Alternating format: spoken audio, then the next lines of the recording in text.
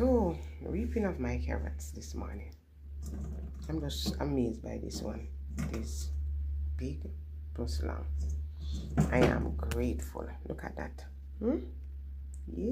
Yeah, my carrot. Good morning, everybody. Good morning. This is Sophia coming to you live from the Macpherson's Love Garden. And this morning, I'm going to try and see if I can harvest some carrots this morning. And I'm also going to share, probably not in this video, but I'm not sure how many of us know about soil testing, to test your soil just to find out, if it can produce and if there's anything in that soil that will prevent your growth in your plants or affect it in any way, disease and all of that. So I'm sharing because I'm just learning all about that. Actually have even went ahead and um be a part of the RADA. I got my ID, so I'm just trying to get some training in many things as far as much as I can to know how to deal with my plants and share it with my viewers, share it with those who are watching so that they know what to do. So join me now as I try to see if we can get some carrot from down here. So I'm gonna try and put my phone on the tripod to see if I can work it that way. And I'll be sitting on a bucket because I don't really have a stool. So join me this morning. I welcome you, welcome all viewers, whether you're passing through. And I also encourage person to like, share, and most of all, to subscribe to my channel. All right, bless you. So come along as I try to get some stuff from my some carrots from my garden. And just to let you know that I did a long video yesterday, but I did it in parts. So I have part one, part two, and even if you might see something comes before part three, because to me it's probably like an hour, and I don't know. That's just me. Proper persons are okay with viewing for an hour and so, but I like it when it is more like an half an hour, 24 minutes or 16 minutes, 15 minutes for me. But I know that some person don't like the long time. They will not go through. They will not watch it until the end. So I try to put it in parts, smaller portion. So it will be in 3 parts. So I did part 2 this morning so person can look at it. And then I realized also that I'm having issue with putting my phone on the tripod. What do you call it now? Uh, this way. And if you understand what I'm trying to say, if I put it the long way, some of the things, even though I'm trying to, I use hang on an InShot. Sometimes I'm still having problem, and I'm just trying to get to learn to know all of these things. So I'm going to see what can be done this morning, trying to use a tripod. All right, so join me now.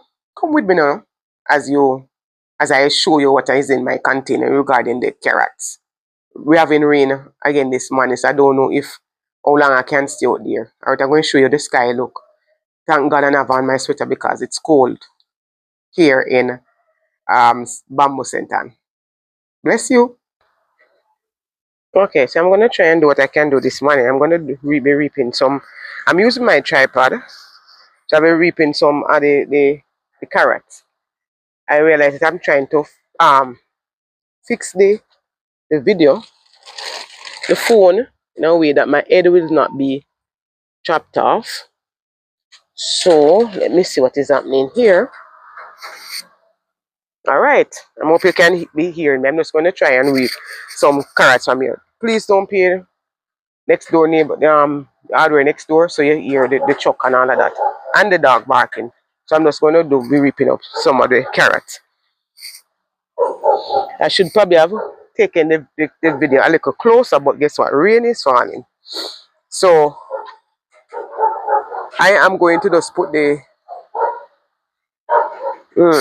trying to figure out. Let me figure out something and then let me see what. Okay, so I took the container a little closer. I'm just hoping that you can see what is happening here.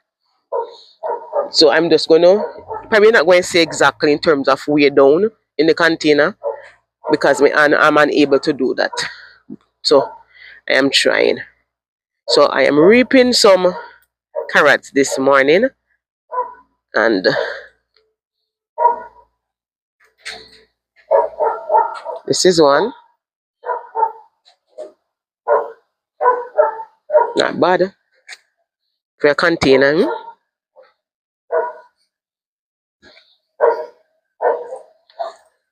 Wow. This is the next one.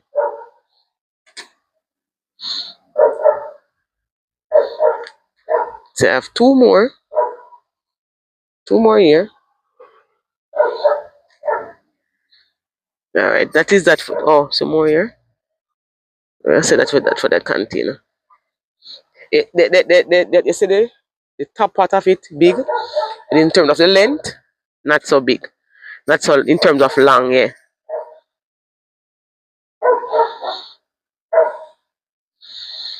I don't want to take out those those that are not ready yet. Wow, look at this. My gosh. Look at this. Yeah.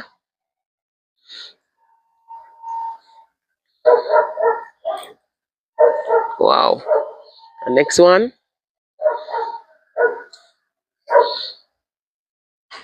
So that is it for this container. I'm putting it back out here. And then I'm taking this one.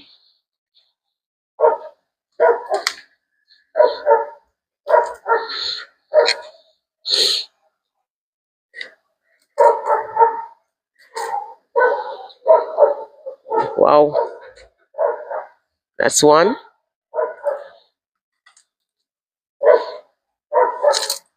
This one look like a big one. My. Let me carry down the thing closer that you can see. So I hope you're seeing it this way.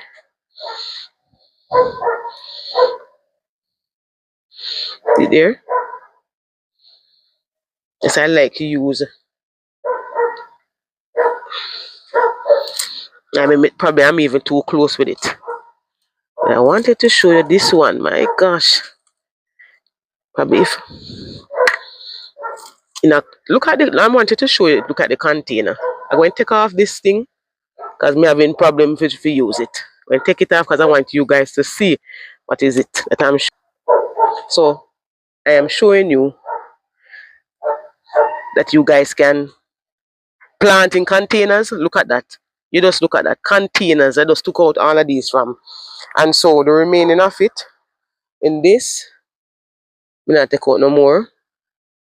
And you can just easily pull it out, And I took out the from that. So I leave in these two plus the ginger inside there. And I have this container still that I don't touch. So I still have 3 plus that one with the lettuce. Lettuce and pretty man with that. Yeah. So from my container, I'm going to clean it up. And then let you see what they look like after. But especially this one. My gosh, look at it. The top. Wow. So guys, you can do it. Don't be afraid. You can do it. Just get your container and try and do what you can do. Alright? Because there's going to be a time when we have our food shortage. And we have to depend on God Himself and us putting stuff in our container so that we can get food to eat. Remember that. Alright? So I'll be sharing with you also on this video the soil. All about the soil this morning. I'm just looking at my little nursery. Oh, it is beautiful. And everything just look green and luscious. Yeah. So just as I was showing you earlier, just as I said before, so you will see the video with my carrots, harvesting of carrots and all that I've been doing since this morning. But I just want you to join me also as I share with you the purpose of wood ash. Wood ash, a lot of persons use it, and I'm wondering if we all know what it is good for and how it assists in terms of mending the soil itself, what it gives to the soil, and all of that. So I'm going to share with you all about that this morning. All right, so just listen up. And I know that something from it, somebody will learn get something from it to help with your soil. So here we go. So maybe you want to know, I want to actually share with you some stuff that I've learned about wood ash. And just for us to remember that there are different types of wood that have been burned, that can be burned, such as the oak, and you have the pine, and you have many more.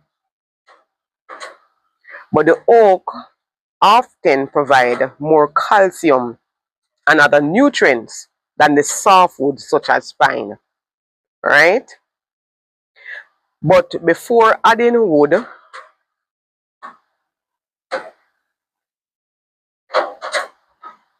before you add the wood ash, you have to learn out or try to find out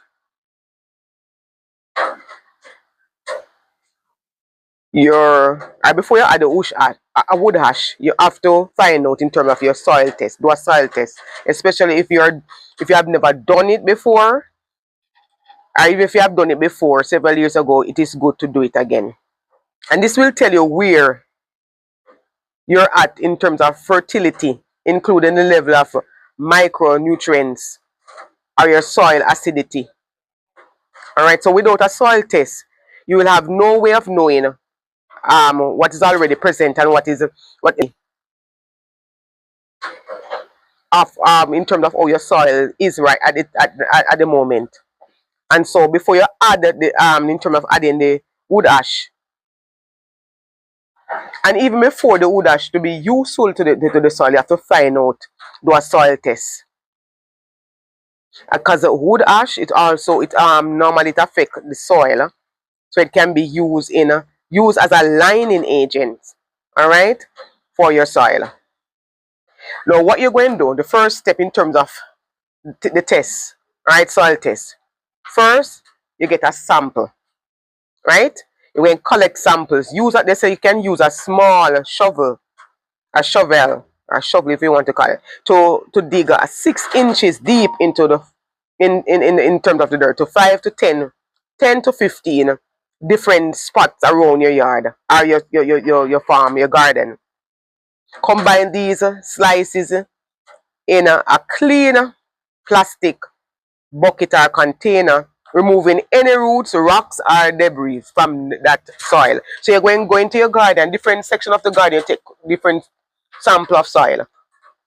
Then you go dry and pot it, let the soil air dry. Then place about 2 cups into a specimen bag or mailing kit, and you submit it. Send the sample to a local university, extension lab, or use a home testing kit for immediate result. Now, for here in Jamaica, you can go to RADA.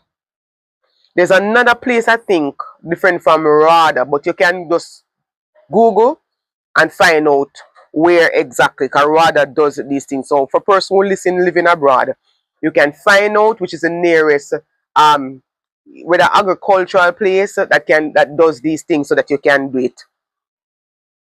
Now, regarding the soil, the testing of the soil, what is it that you're looking for? The big 3 micronutrients. Nutrients. 1, nitrogen, the fluid for green leafy growth. 2, phosphorus, and this is essential for strong roots and flowers and fruit production. Potassium, overall plant health and disease resistant. So all it says sometimes, because even with me having my plant, I was just looking and I said, no, something must be wrong with the soil. It can be other things, but if the soil is not good, then you're not going to get a healthy plant. You'll not get healthy fruit, or it even won't blossom or give you anything. So the soil, you have to start with the soil. All right? And so you have pH scale, and this is often the most important number. Most garden plants crave a slightly acidic to neutral range between 6.0 and 7.0. So once they say once you get back the lab report it your inbox. Once you get back the result, in terms of how to read the chart, they say no, you mustn't let it intimidate you, 'cause it might look away. So don't let it intimidate you. Most reports focus on the four VIP, I spell it VIP in no metrics that determine whether your plants will strive or just barely survive. Here's how to break down the data. They said the soil is like the gatekeeper. Very interested. The soil is the gatekeeper. This is usually the most important number. Soil measures acidity or alkalinity on a scale of 0 to 14. 0 to 14. Now I don't want to bore you and go a lot and go through, but just do your research and it will help you. Alright? It will help you and your soil. So when you look at in terms of getting back the result, you're going to look for all of these things, right? The potassium for overall plant toughness and disease resistance. And I think about the CEC as your soil's battery capacity. The CEC mean is a cation exchange. I don't know if that's how it pronounced. Capacity. And you have the high one and you have the low one. When it's high, your soil usually clay or high organic matter can hold onto nutrients well. Low, it means that your soil, usually sandy, doesn't hold nutrients effectively, meaning you need to fertilize more frequently but in smaller doses. So when we jump for fertilizer and all them something, we have to be sure if our plant, the soil need it at this time. What is it that our soil need? Organic matter. This tells you the percentage of decomposed plant and animal material in the soil. What is your goal? Most gardener aims for 5% to 10%. The fix is the fix. If it's low, it is time to mix in some high quality compost. Now I have to share this because for me I didn't know until I decided I want to test my soil to find out what is happening to my soil and why some of my plants, not all of them, why it react into the way it's there, and sometimes there's so many disease and stuff like that.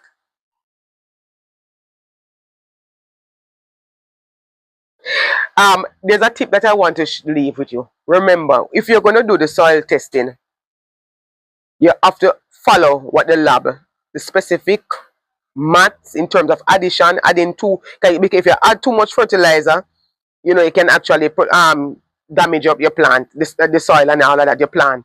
So you have to be careful and follow exactly what they're saying. And most of these labs, they recommend and give you a recommendation and tell you what to do. So you can get that from them.